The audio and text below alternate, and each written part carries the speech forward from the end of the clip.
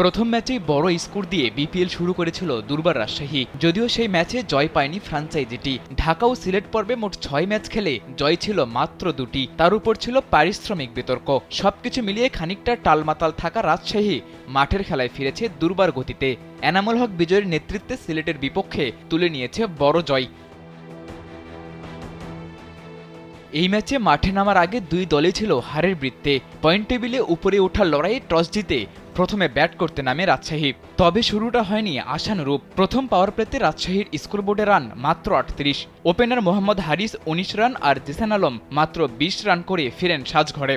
দুজনেই ছিলেন নাহিদুল ইসলামের শিকার। স্যান্ডেলিনা সো, রূপচর্চায় আভিজাত্য।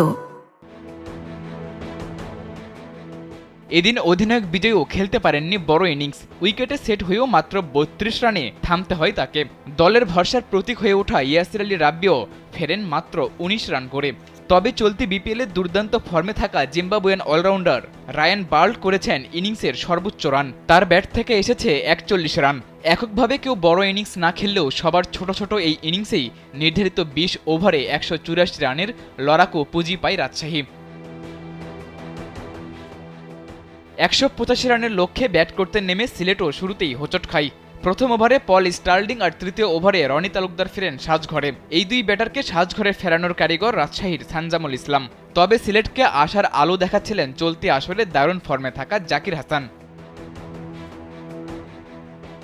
দলীয় ৭১ রানে ২৮ বলে ৩৯ রান করে জাকির ফিরে গেলে নিভে যায় সিলেটের জয়ের আশা। কারণ জাকিরের পর এদিন আর কেউই ধরতে পারেননি সিলেটের হাল।